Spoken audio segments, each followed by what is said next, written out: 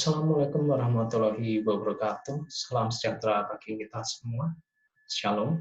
Apa kabar Bapak Ibu Saudara sekalian? Perkenalkan, nama saya Adi Wicaksono, auditor pada Inspektorat Kota Salatiga.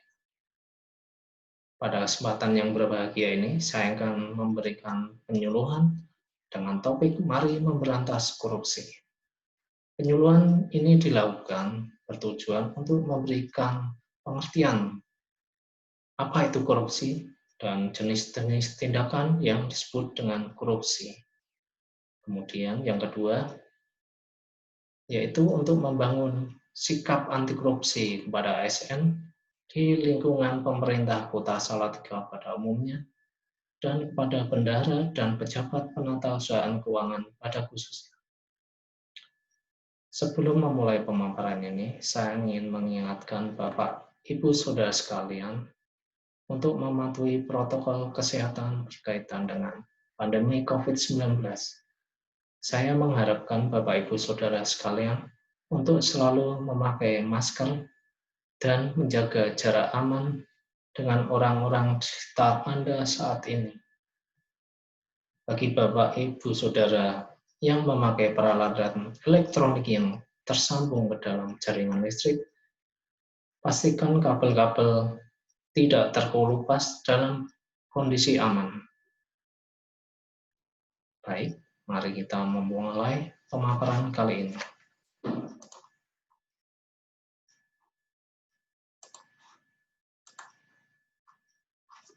Topik penyuluhan kali ini adalah Mari Berantas Korupsi.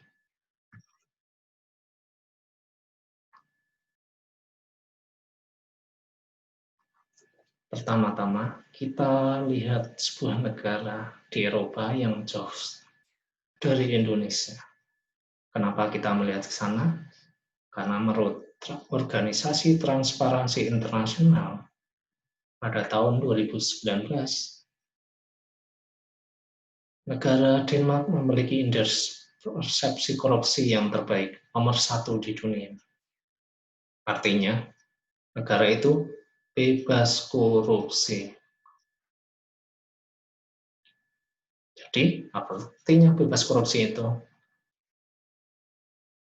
Negara itu mempunyai manfaat yang sangat banyak yang diperoleh dari kondisi bebas korupsi, yaitu pendidikan gratis, tingkat kejahatan yang rendah, tingkat pengangguran yang rendah, serta distribusi pendapatan di antara warga negara cenderung merata. Tentu kita bertanya-tanya, mengapa di sana bebas korupsi?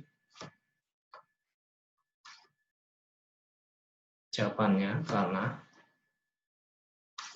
adanya transparansi dari pemerintah.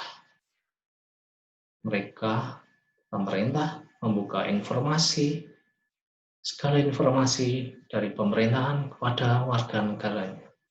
Sehingga setiap warga negara bisa mengakses informasi dan melakukan pengawasan tentang apa yang dilakukan pemerintah. Yang kedua, yaitu ada penegakan hukum yang sangat baik di negara itu. Sehingga itu menyebabkan ketentraman di antara warga negaranya. Setelah kita melihat Denmark, mari kita melihat ke negara kita sendiri. Bagaimana dengan Indonesia sendiri? Dari peta sebelah kiri dapat kita lihat bahwa Indonesia adalah negara kepulauan dengan jumlah pulau yang sangat besar. Lebih dari 13.000 pulau dengan laut yang sangat luas. Kita mempunyai posisi strategis berada di antara 2 benua dan 2 samudera. Tentu saja ini akan menjadi jalur pelayaran yang sangat ramai. Kemudian, terdapat potensi kekayaan alam, flora, dan fauna yang sangat banyak dengan ciri khas pulau-pulau yang berbeda di Indonesia. Kemudian kita juga mempunyai kekayaan alam berupa bahan tambang, dan minyak bumi yang sangat banyak. Tentu saja yang tidak kita lupakan adalah kekayaan ikan yang ada di Laut Indonesia. Jumlahnya sangat banyak, dengan laut yang sangat luas dan berada di wilayah tropis. Tentu saja kekayaan bahari kita sangat berlimpah. Kemudian, apakah warga negara di Indonesia menikmatinya? Dari potret sebelah kiri dapat kita lihat bahwa ternyata tidak semua warga negara menikmati kemakmuran. Mengapa ini bisa terjadi? Itu terjadi karena ada korupsi di Indonesia, membuat kemiskinan merajalela. Kemudian menurunkan investasi dari luar. Dan yang ketiga yaitu meningkatkan ketimpangan pendapatan antara orang kaya yang melakukan korupsi dengan orang yang semakin miskin. Hal itu dapat kita lihat dari indikator pendapatan per kapita di negara kita masih rendah. Dibandingkan dengan negara Denmark, kita masih sangat tertinggal jauh. Kemudian tingkat pengangguran di negara kita juga masih sangat tinggi. Kemudian tingkat pendidikan rendah dan angka kematian ibu hamil yang sangat tinggi. Ini tentu saja berbeda dengan negara Denmark yang sangat sejahtera dan warganya bahagia. Kemudian, apakah kita berpangku tangan saja? Kita dapat belajar dari tokoh-tokoh anti korupsi yang ada di Indonesia. Di sini saya menjelaskan salah satu, akan tetapi sebenarnya terdapat banyak sekali tokoh-tokoh anti korupsi di Indonesia yang dapat kita teladani, seperti Muhammad Hatta, Ki Hajar Dewantara, Pak Polisi Hugeng, dan Insinyur Soekarno. Pada kesempatan kali ini saya akan menjelaskan pada salah satu tokoh anti korupsi yaitu Bapak Baharudin Lopa. Beliau pernah menjabat sebagai Jaksa Agung di Indonesia. Pada suatu ketika beliau menjadi Kepala Kejaksaan Tinggi di Sulawesi Selatan, beliau melakukan kunjungan kerja di sebuah kejaksaan negeri di wilayahnya. Setelah selesai, beliau pulang. Ketika arah kembali ke Kejaksaan Tinggi, beliau bertanya kepada ajudannya, siapa yang mengisi bensin mobil ini? Ajudannya kemudian menjawab, Pak Jaksa di Kejaksaan Negeri, Pak. Setelah mengetahui jawaban tersebut, Bapak Baharudin Lopa menyuruh ajudannya untuk pulang balik kembali ke Kejaksaan Negeri dan menyuruh jaksa yang telah mengisi bensinnya untuk menyedot kembali bensin yang telah diisi ke dalam mobil tersebut. Pak Baharudin Lopa mengatakan bahwa saya mendapat uang perjalanan dinas. Uang itu yang akan saya gunakan untuk membeli bensin. Teladan Baharudin Lopa tentu saja dapat kita contoh dalam kehidupan sehari-hari.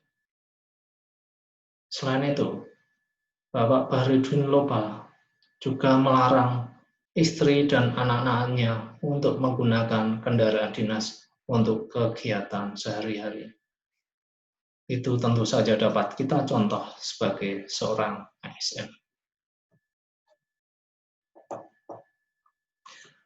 Kemudian setelah kita melihat beberapa dampak korupsi dan negara yang bebas korupsi, apa itu korupsi sendiri? Korupsi itu berasal dari bahasa Latin corruption, dari kata kerja corrumpere yang bermakna busuk, rusak, menggoyahkan, memutar balik, menyogok. Di dalam Undang-Undang Nomor 31 tahun 1999 tentang pemberantasan tindak pidana korupsi. Korupsi diartikan sebagai setiap orang yang secara melawan hukum melakukan perbuatan memperkaya diri sendiri atau orang lain, atau suatu korporasi yang dapat merugikan keuangan negara atau perekonomian negara. Jadi jelas bahwa korupsi itu memperkaya dengan cara yang tidak benar. Kemudian setelah mengetahui definisi korupsi, kita akan melihat jenis-jenis korupsi. Apa sih itu tindakan yang disebut korupsi? KPK melalui Undang-Undang Korupsinya telah mengelompokkan 30 jenis bentuk korupsi yang dapat dikelompokkan menjadi 7 kelompok secara garis besar.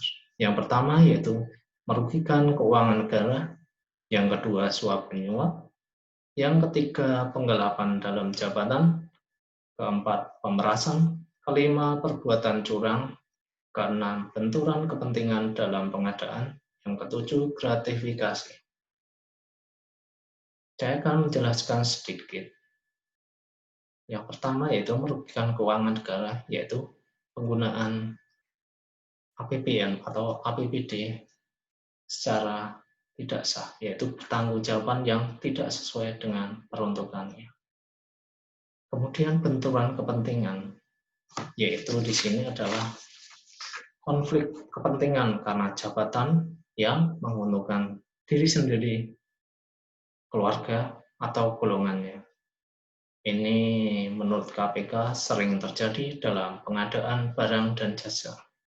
Kemudian yang ketujuh yaitu gratifikasi, yaitu pemberian, baik berupa uang, fee, barang, potongan, rabat, diskon, dan sebagainya, pada pegawai negeri karena jabatannya. Ini tentu saja sangat dilarang kepada para ASN di lingkungan pemerintah Kota Salatiga. Baik, setelah memahami jenis-jenis korupsi, tentu saja kita dapat mengetahui dan menghindari apa itu korupsi serta menghindarinya dalam kehidupan sehari-hari kita dan dalam pekerjaan kita.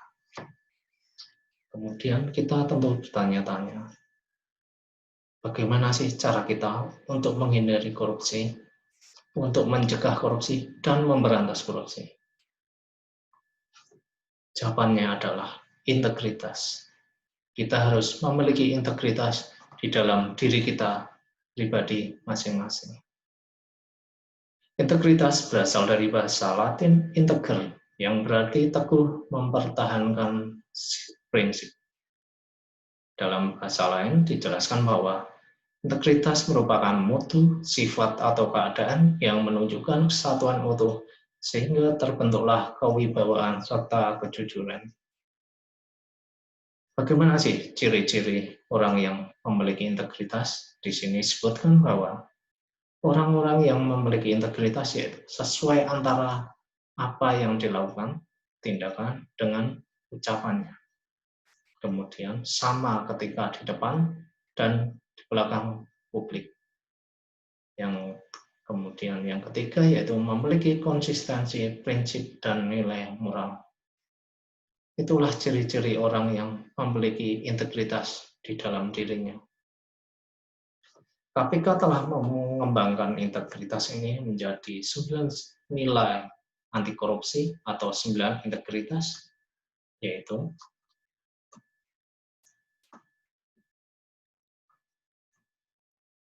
yang pertama, jujur. Kedua, tanggung jawab. Ketiga, disiplin. Kemudian bagian kedua, ada etos kerja yang terdiri atas mandiri, kerja keras, sederhana. Kemudian bagian terakhir, yang ketiga ada sikap integritas yang terdiri atas berani, peduli, dan adil. Apakah saudara-saudara sudah memiliki nilai-nilai integritas di dalam diri Anda? Saya yakin Bapak, Ibu, Saudara sekalian, memiliki paling tidak satu nilai integritas di dalam diri Anda. Apakah saudara berani memberantas korupsi? Kalau masih belum berani, mari kita lihat quotes dari Bapak Baharudin Lopa yang terkenal. Banyak yang salah jalan tapi merasa tenang karena banyak teman-teman yang sama-sama salah. Beranilah menjadi benar meskipun sendirian.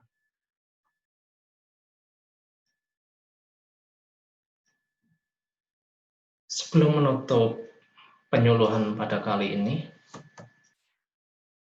dapat kita simpulkan bahwa korupsi itu membawa kehancuran bagi negara kita dan menyebabkan tindakan kejahatan yang lain.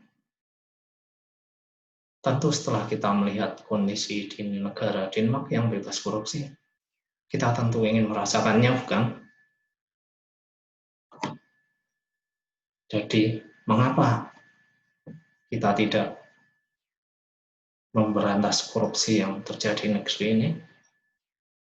Saya yakin Anda juga bisa. Apakah Anda bisa? Saya bisa. Anda bisa. Kita semua pasti bisa memberantas korupsi. Terima kasih atas perhatian Bapak, Ibu, Saudara sekalian. Wassalamualaikum warahmatullahi wabarakatuh.